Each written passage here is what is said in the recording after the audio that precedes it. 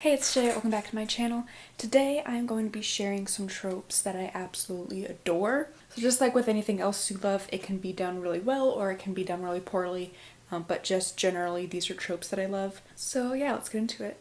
As I'm reading through these, I'm realizing that several of these are related to Percabeth, which makes a lot of sense because they are my OTP.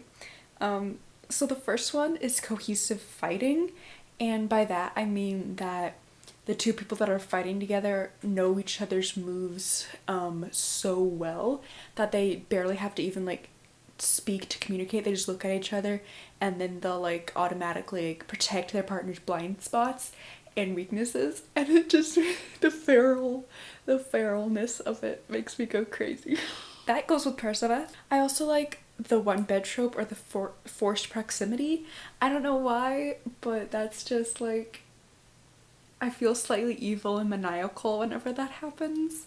It's stupid, but it's just I don't know. I don't know what I love about it. I just do. Found family, both like queer and not queer, is just so wholesome, and like I'm obsessed with the idea that family doesn't have to be blood. It can also be water or exclusively water, and that's fine.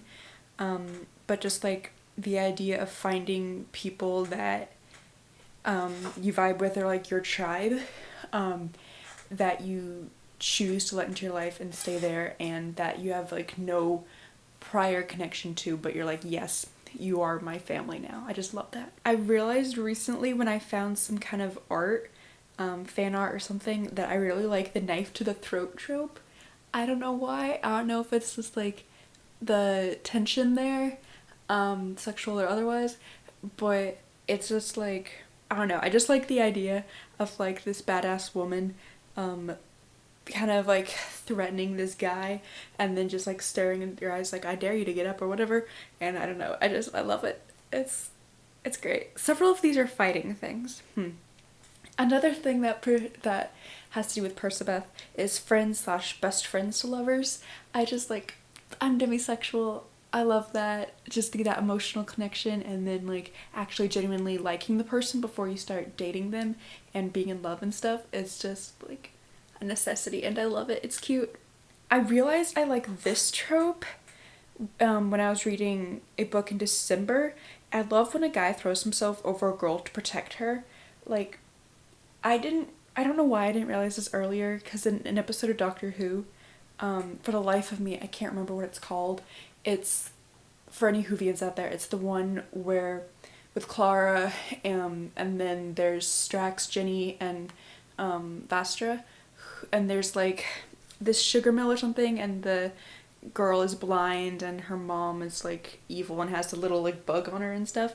There's an explosion on the staircases and the girl who's blind doesn't know about it, and like the doctor like throws his arms around her head against the wall and protects her. I love that. I don't know why, like in the situation I would probably be that person, but I think it's so cute. I love when guys like do anything for girls. Girl Next Door, I haven't really read a lot of books that have this trope, but I think it's just like such a sweet, innocent, like schoolgirl trope. And like I used to be the girl next door, and so I guess that part of my childhood's still trying to cling on. I also adore the trope where someone specifically, and again a woman, takes off like all her weapons and stuff, and then she like stares at the person for a second who told her to take them off, and they're like, all of them, and then she takes out one more hidden one or like takes it out of her hair like an edge in the first season of Shadow and Bone. That's just so funny. It's peak comedy and badass. The guy falls in love first. I There's a reason I prefer The Bachelorette over The Bachelor when I do watch it, which isn't very often, and that's because just like the himbo energy and the like, oh, guys do have feelings that they're not trying to hide, and it's just pure. Breaking the fourth wall, again, if it's done well, this one is sometimes honestly a hit or miss for me.